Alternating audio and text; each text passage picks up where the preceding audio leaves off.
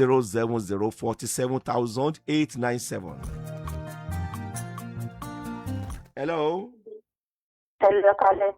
Ẹ kalẹ́ mà, àṣírí ńlá lẹ́tọ̀. Bẹ́ẹ̀ mo fẹ́ sọ àwọn àlàyé àwọn tèmi náà fèsì. À ń gbọ́ yín mà. Yes, sir. Ó ti rìmárì padà láti bí 5 years nísìn. Bẹ̀tẹ̀ ni tí mo bímọ fún tẹ́lẹ̀. So àwọn ọmọ máa ń pè tá a bá ní kó sẹ́ǹdì àkáǹtì kò ní sẹ́ǹdì owó sí wọn. Àwọn ọmọ bẹ́ẹ̀ tó common extras náà kò yà sí anything. Wá wò pé kí ni mo lè ṣe sí nọ́mà náà láti ilẹ̀ èmi ni mo pa àwọn ọmọ mi máa ìbejì àti first born mi àti ìdòwú bẹ́ẹ̀ kò ní kápá kankan lórí wọn láti ṣe rárá. Hello ma. Hello sir, mo ń gbọ́ wa pẹ̀lú. À ń gbọ́ yín mà, yín lẹ́ ń sọ̀rọ̀ lọ́wọ́ mà. Bẹ́ẹ̀ni òun náà mo ṣàlàyé fún yín pé mo ti fẹ́ ẹlòmíì ẹni tí wọ́n kọ́ bímọ fún so àtijọ́ túká ó ti lọ bí 7 years nísìn bẹ́ẹ̀ kò yà sí anything nínú gbogbo bùkátà èmi ò ń pè bẹ́ẹ̀ tí àwọn ọmọ máa ń pè báwo bá tó pè gan kò ń dáná tó pè kó ń pè wọ́n mo ti rà láwọ àwọn ọmọ kó ti mọ̀ pé bẹ́ẹ̀ kò ní nǹkan kan láti ṣe. Kí lẹ fẹ́ lórí ètò yìí? Ohun tí mo fẹ́ ni pé kí ni mo lè ṣe sí lọ́nà ọ̀dọ̀ mi náà làwọn ọmọ wà o bẹ́ẹ̀ gbogbo pátápátá ẹni tí mo fẹ́ ó sì rẹ́pù mi lórí ẹ̀ bíbùkẹ́ yóò lè mọ̀ bóun mo bímọ fún bóun kọ́. Ẹ ṣe. Ọmọ mélòó lẹ lọ kó bá ènìyàn? 4 first born mi àti ìbejì mo dẹ̀ bí dòwú. Ọmọ mẹ́rin lẹ kó lọ sọ́dọ̀ wọn. Bẹ́ẹ̀ ni sà. Ẹ ti wá bí mélòó fáwọn báyìí sìn? Ǹjẹ́ ti bí nǹkan kan? Ẹ ti bí nǹkan kan. Bẹ́ẹ̀ ni. Ṣé inú ilé wọn lẹ ń gbé àbẹ́ wọn rẹ̀ǹtì lé fún yín mà? Rẹ̀ǹtì ilé ni òun náà ní sáìtì ní Èkó tẹ́lẹ̀ ó wá wà lára àwọn ilé tí wọ́n wó àṣẹkùdé Ìbàdàn ní 2 years báyìí. Mo ti gbọ́ tiyín mà, mo ti gbọ́ tiyín. Ṣé àdéhùn ni pé kẹ́ẹ̀kanjọ́ máa ṣọ̀rẹ́ àbẹ́ máa fẹ́ bímọ fún wọn? Ó wà nínú agreement yín bẹ́yẹn pé máa bímọ fún wọn. Àwọn plan pé kí n bímọ òun náà dẹ̀ sọ bẹ́ẹ̀ ni ìwà ọmọ tó fà mí ìròyìn ní láti 5 years. Ọlọ́run ó jẹ́rìí ààrẹ pẹ̀lú agbára Ọlọ́run. Èmi kàn fẹ́ bẹ̀ yín tèmi ni ẹ̀mí sọ gbólóhùn kan sìn ẹni wípé àwọn èèyàn ò lè mọ̀ wípé ẹ̀yin kan ni ẹ̀yin arákùnrin yẹn kọ́ lè bí ọmọ yẹn fún àwọn ọmọ yẹn fún àbí? Bẹ́ẹ̀ni. Mo kàn fẹ́ bẹ̀ yín ni kí ni age yín mà? 46. 46 nìyí kí ni age arákùnrin yẹn? 55. 55 ṣé wọ́n níyàwó ńlé? No, ìyàwó ẹ̀ ti sálẹ̀ ti pẹ́. Ti pẹ́. Èmi kàn fẹ́ bẹ̀ yín lẹ́bẹ̀ kan ẹbí kí ni ẹ̀bẹ̀ yẹn? Ṣé wọ́n wà ń bẹ̀ yẹn? Wọ́n ìdíbi iṣẹ́ dé. Wọ́n ti dé.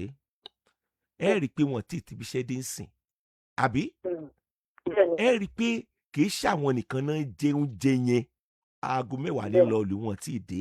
Ẹ rí i pé ẹ̀yin àtọmọ 4 tí ẹbí fọkùnrin míì nọ́mbà yẹn tọ́jú àbẹ́ẹ̀kọ́? Ìyẹn náà ń pè ní financial slavery. Ṣé mo ń sọ̀rọ̀ mà? Financial slavery náà wà yẹn torí kì í ṣọmọ wọn náà ń tọ́jú.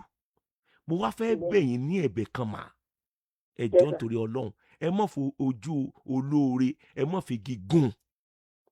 Ẹ rí i pé ọ̀tọ̀ ní tẹ́ ẹ pè fún ọ̀tọ̀ níbi tí mò ń lọ ẹ má fi gígùn ojú olóore ẹ jọ̀ọ́ nítorí Ọlọ́run. Ṣó ti yé yín mà? Torí oko bọ́ ọ̀dọ́ wa ẹ gbọ́ tèmi o oko bọ́ ọ̀dọ́ wa ẹ kò bó mo tún yà sí yẹn ìní ọkùnrin náà tó fẹ́ single mother tó dẹ̀ ń tọ́jú ọmọ single mother yẹn. Arábìnrin yẹn ìní ò ní jẹ́ kó di oko bọ́ ọ̀dọ́ wa fún ọkùnrin yẹn. Torí ọkùnrin yẹn ti wà ní tán pè ní emotional slavery ó ti wà ń bẹ̀ financial slavery ó ti wà ń bẹ̀. Àpéyàn múyàn lẹ́rú ni ẹ̀yin lẹ́ẹ̀jẹ̀ kó rẹ̀rìn gbẹ̀yìn wípé ẹ̀yin tẹ́jẹ́ single mother wípé ètò ń ṣe yìí ò ṣe láṣẹ dànù ṣùgbọ́n ọ̀pọ̀lọpọ̀ yín náà gbẹ̀yìn náà ẹ tún máa ń fi bí sú àwọn ọkùnrin tó ti ń ràn yín lọ́wọ́ lórí ọmọ ni tẹ́ bá tún ti rí bẹ́tà ọ̀fà báyìí ìmí inú yóò tó já yẹn sọ́lẹ̀ tàbí nǹkan ṣe fì fún arákùnrin yẹn kò lè tọ́jú yín dáadáa má àti ọmọ yẹn dáadáa mọ́ ẹ ti gbàgbé pé ilé ayé yìí kò balance bẹ́ẹ̀ ni ṣe rí ọ̀la lè má rí bẹ́ẹ̀ ẹ ti gbàgbé ìgbà tó ń tọ́jú ọmọ yẹn ẹ wà máa wẹ́sùn búsí ẹ máa wá sí lẹ́sẹ̀ ẹ máa wá sí lẹ́sẹ̀ wà á taari ẹ ta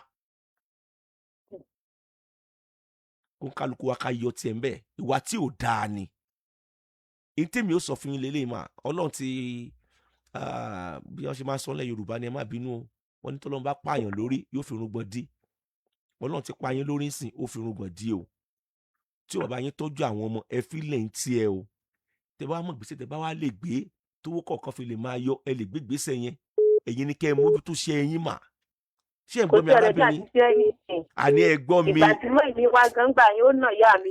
ẹ lò mà yóò nà mọ́mì ẹ farabalẹ̀ yóò nà wọ́n. mo lè kó kapásítì tẹ́lẹ̀ mo fi lè dànù. ẹ lò mà. ṣé ẹ gbọ́ tọrọ. bẹ́ẹ̀. ṣé ẹ róbìn tó bá ti lè kẹ́rù kó lè ọkàn ń sìn báyìí tó kẹ́rù kó ń sìn ẹ̀yin ò sí lórí social media ni tó bá ti kẹ́rù bọ́ta ọkùnrin yẹn gbàlù yọmọ jó ni ìgboro pilẹ̀ rẹ́rìn-ín kó pilẹ̀ nìkan ṣe tẹ́lẹ̀ káká sọ pé ẹ ti gbéra yín ṣépè ó kálukú ti túká ní tí ó sọ ni pé ó tiẹ̀ ti dá a bá àwọn ọmọ rán kẹ́ ẹ. ẹ̀yin ni kẹ́ ẹ mójútó iṣẹ́ yín kẹ́ ẹ dẹ̀ má fi gígùn ojú olóore ọ̀dọ̀ ẹni tẹ́ ẹ wà tí ń bá yín tọ́jú ọmọ mẹ́rin.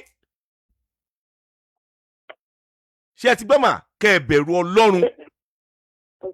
èwo obìnrin tó bá rírun lọ́ọ̀kì bẹ́yẹn tó onírú àǹfààní bẹ́yẹn tó onírú grace bẹ́yẹn tó rì márì tàbí oní kọ̀ǹpánìọ̀ tí ń tọ́jú ẹ tí ń tọ́jú ọmọ ẹ níwọ̀n bá tí agbára ẹ bá ṣe kíni tó mọ bó ti wulẹ̀ kó o ṣòfẹ́ sí tó mọ̀dé kí n tẹ̀ ẹ́ gbogbo ẹ̀ náà financial slavery náà ni òkú bọ́ọ̀dọ̀ wa náà ni